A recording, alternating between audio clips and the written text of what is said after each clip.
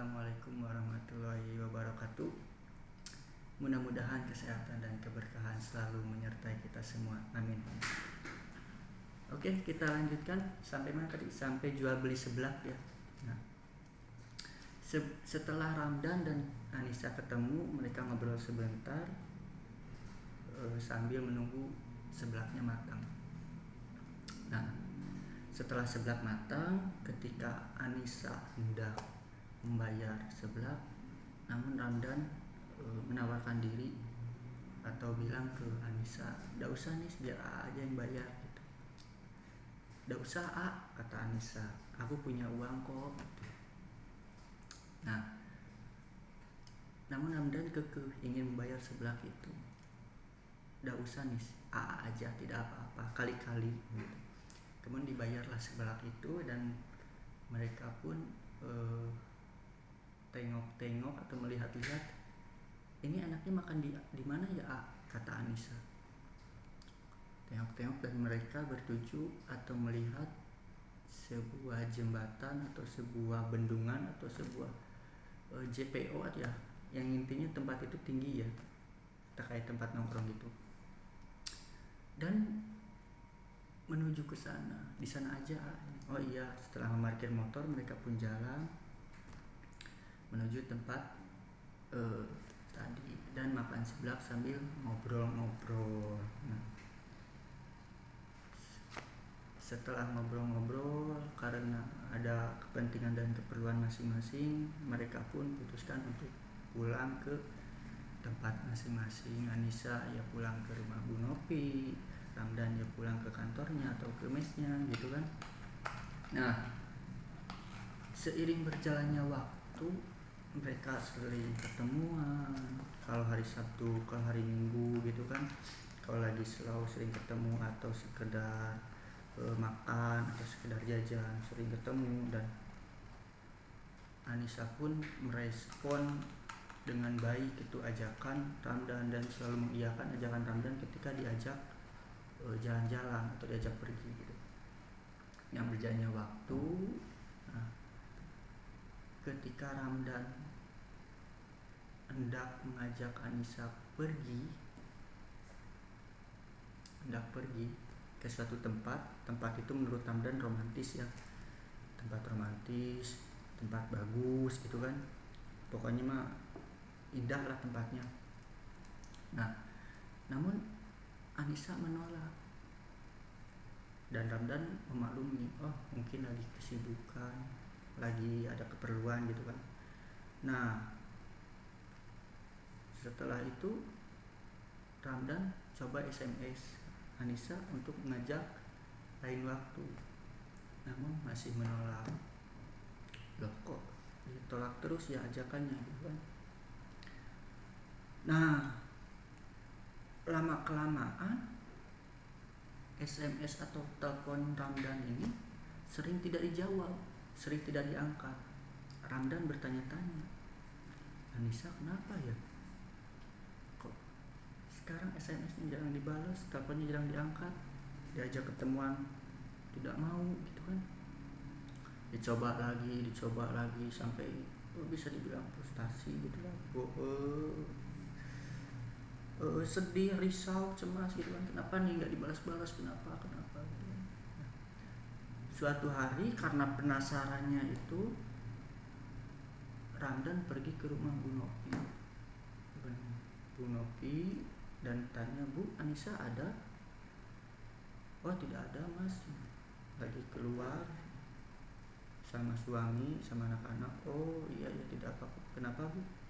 "Enggak, saya cuma bingung aja kok sekarang SMS saya sama telepon saya jarang dijawab, jarang diangkat. Kenapa ya Bu?" Terus Bu Nopi menjawab, "Kurang tahu mas, apa kamu pernah ngelakuin kesalahan?" tanya Bu Nopi. "Enggak, perasaan tidak Bu." "Oh ya udah, mungkin tidak ada pulsa," dengan senyum gitu. "Oh iya mungkin." Nah, ketika pulang Ramdan pun coba untuk mengisi pulsa nomornya Anissa. Ketika di SMS ternyata masih tidak dijawab. Di SMS, di telepon tidak dijawab. Ramdan pun di situ mulai kebingungan. Ini kenapa Anissa kok diajak keluar tidak mau gitu SMS tidak dibalas, telepon tidak diangkat, gitu kan, kenapa gitu. Nah, semakin lama karena penasaran juga, setelah ditelepon dan di SMS tidak ada jawaban, tidak diangkat, dan akhirnya suatu saat diangkat dan mereka janjian pergi hari Minggu ke suatu tempat, dan Anissa pun alhamdulillah mau gitu. Nah, mereka pergi ke tempat yang romantis, yang indah gitu kan, yang bagus untuk ngedance apa pacaran gitu lah. Nah, setelah masuk, mereka pun duduk di sebuah gazebo ya, atau apa ya, saung atau ya gazebo gitu, tempat duduk. Dan di tempat duduk itu di depannya ada kolam, ada pemandangan juga, gunung, bukit, itu kan pokoknya pemandangannya indah. Nah, duduk di situ, tidak lama setelah itu hujan.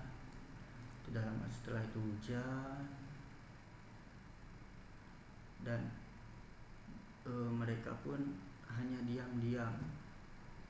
Ketika Ramdan nanya, Anissa hanya menjawab seperlunya saja.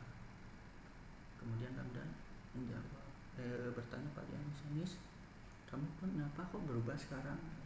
"Tidak apa-apa." Di bawah rintikan hujan, di dalam gazebo, Anissa memegang tangannya Ramdan. Tangan Ramdan dipegang dan Anissa berkata, "Tahu enggak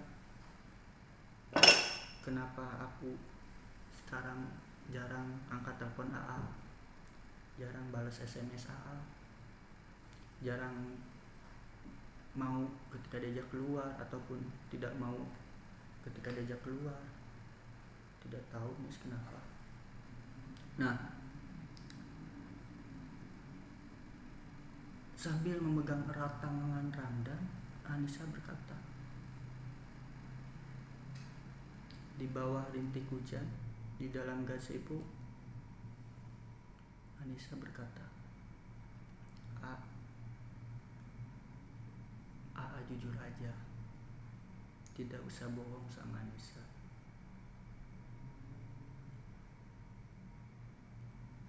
Aku tuh sudah tidak punya ibu, dan aku sudah lama gak ketemu ibu. Dan akhir-akhir ini mungkin 3 kali 4 kali aku sudah ketemu ibu di dalam mimpi aku." Dan Ramdan berkata, "Ya alhamdulillah bisa ketemu ibu." "Iya, tapi ibu bawa pesan untuk aku, mungkin pesan juga untuk AA." "Emang pesan apa?" "Mungkin AA tidak akan percaya. Mungkin AA berpikir aku bohong. Tapi ini aku mengalami sendiri. Ibu datang di mimpi aku, dan itu sudah 3 kali, dan bilang ke aku kalau AA sudah punya orang jauh, dan ibu menyuruhku untuk jauhin AA, ninggalin AA." Sekarang AA jawab, "Apa benar AA sudah punya yang jauh?" "Sudah punya." "Jawab AA." Mendengar pertanyaan itu, Ramdan terdiam seolah tersambar petir.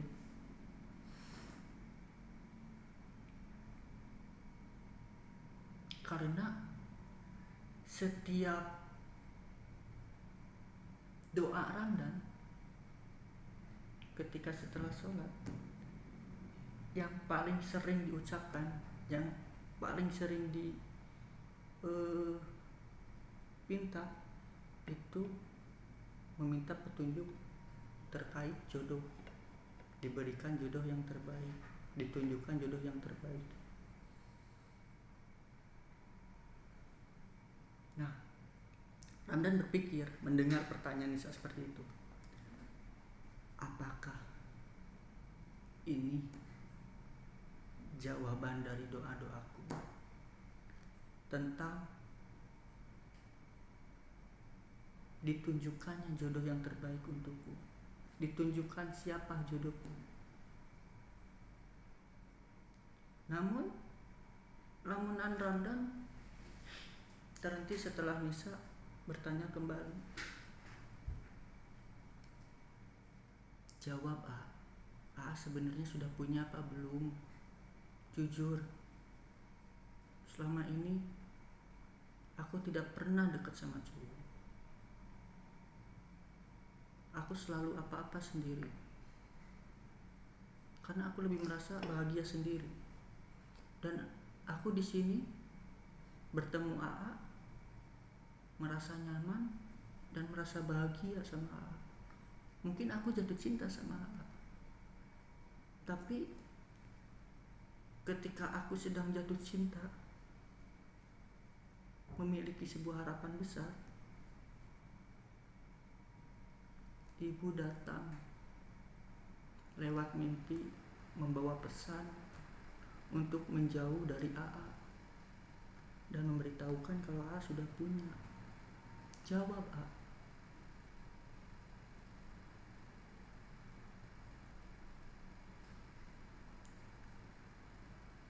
Dengan diiringi rintik hujan, sesekali petir, mereka terdiam.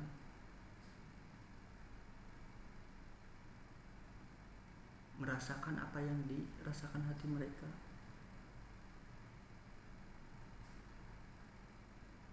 Seolah seperti air hujan, air mata pun tak terasa menetes.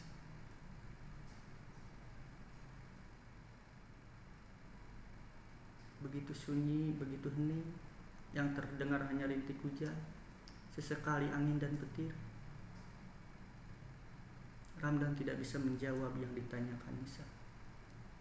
Hanya terdiam. Menit demi menit berlalu. Waktu pun semakin laju. Dan hujan pun sedikit terhenti.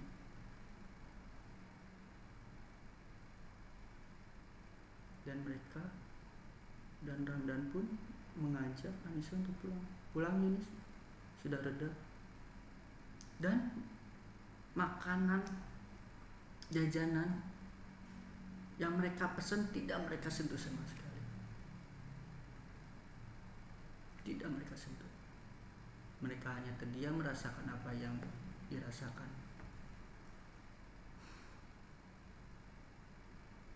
Nisa begitu sedih.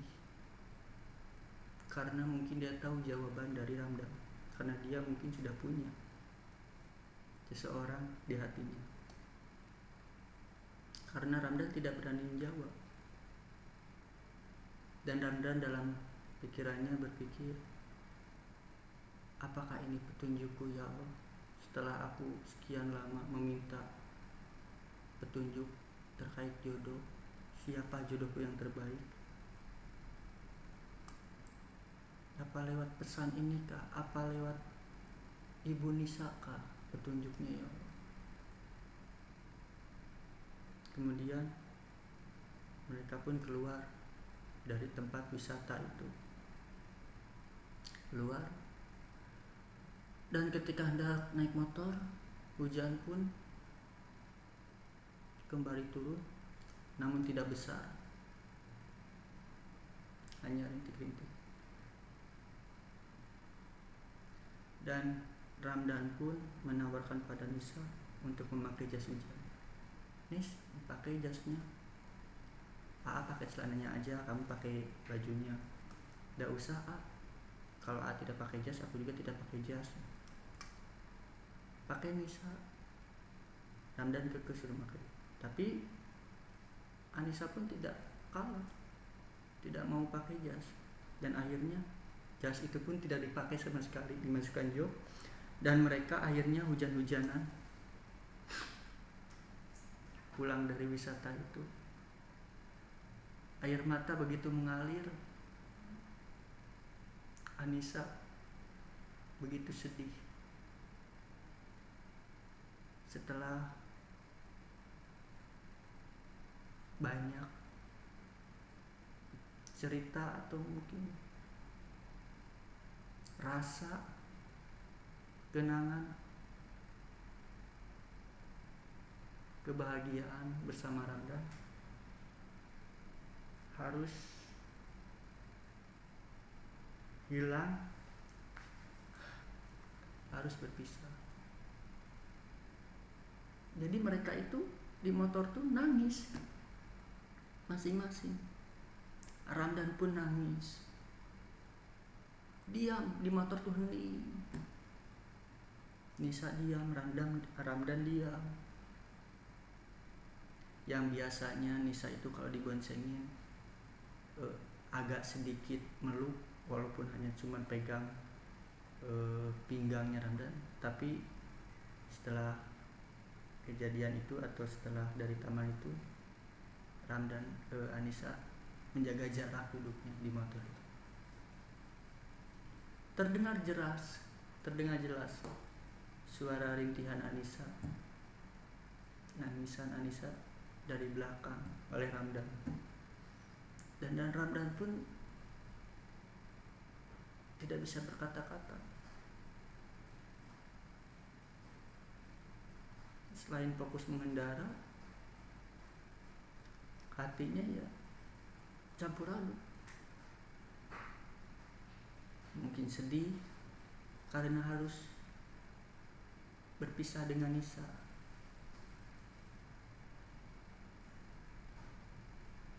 Karena mungkin bahagia karena sudah diberi petunjuk sama Allah kalau Nisa itu bukan jodohnya. Jodohnya itu orang jauh. Mungkin ya Aisyah. Setelah melewati perjalanan, Ramdan pun dan Anissa turun di depan rumah Bu Nopi, dan Anissa berkata pada Ramdan, mulai sekarang sudah tidak usah hubungi aku lagi. Dulu juga aku apa-apa sendiri, cari hiburan sendiri, main sendiri. Sudah punya. Semoga bahagia sama yang di sana. Aku pun ingin bahagia.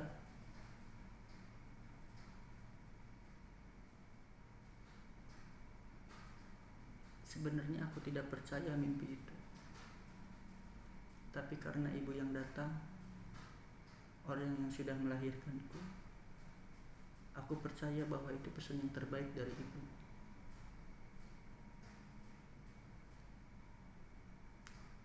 Dan terima kasih untuk semuanya. Setelah kejadian itu, Ramdan pergi naik motor.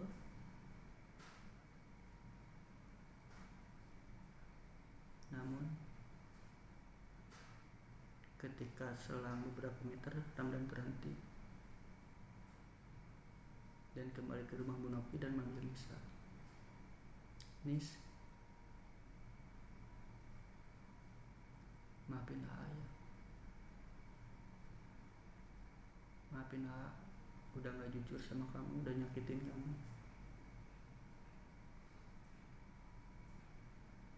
Dan terima kasih untuk semuanya. Sekali lagi maafin ayah. Nisa pun terdiam, hanya tertunduk. Dan kemudian masuk ke rumah Bu Nopi. Ramdan pun melanjutkan perjalanan pulang. Dan selama di perjalanan pulang itu, Ramdan masih basah kuyup kehujanan, dan hujan pun belum berhenti. posisi basahku, hujan-hujanan, hujan belum berhenti. Dan ketika melewati sebuah ruko, terdengar sebuah lagu, yang mana lagu itu seolah mewakili perasaan dia, seolah mewakili keadaan. Ada yang tahu lagunya apa? Ada. Lagunya adalah lagu Sepanjang Jalan Kenangan. Ramdan pun terhenti dan balik lagi ke ruko yang mana sumber suara lagu itu. Dan Ramdan duduk di sana sambil mendengarkan lagu itu, sambil sejenak berteduh, mendengarkan lagu Sepanjang Jalan Kenangan. Saya tidak tahu yang nyanyi itu siapa ya, lupa. Setelah lagunya selesai, Ramdan lanjut perjalanan pulang kantor. Dan air hujan pun tidak henti. Begitupun air mata Ramdan. Mungkin ya air mata Nisa pun belum terhenti. Jadi cerita pertama sampai di sini. Dan itu sampai di sini dan udah tamat ceritanya. Ibrohnya adalah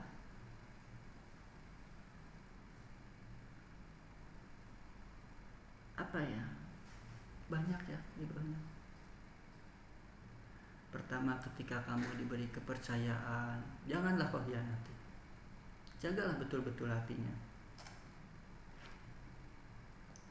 Yang kedua, Allah itu selalu memberikan jawaban dari setiap pertanyaan, dari setiap permasalahan, dari setiap problem kita, yang mana jawaban itu sebenarnya dekat. Jawabannya ada. Cuman karena pikiran kita tidak tenang, hati kita was-was, hati kita takut, hati kita cemas, sehingga kita tertutup, tidak melihat jawaban itu. Tapi kalau hati kita dibuka, hati kita lembut, hati kita bersih, semua jawaban-jawaban dari permasalahan, semua jawaban dari semua problem itu ada. Mungkin dari orang terdekat, dari teman.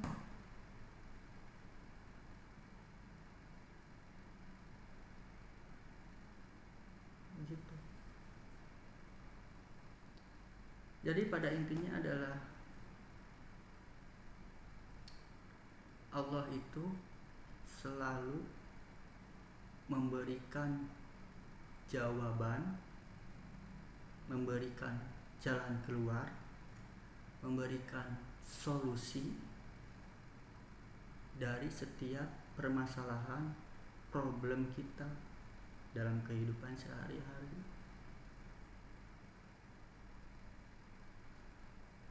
Karena kehidupan itu, semua makhluk itu sudah dicatat alurnya sama Allah.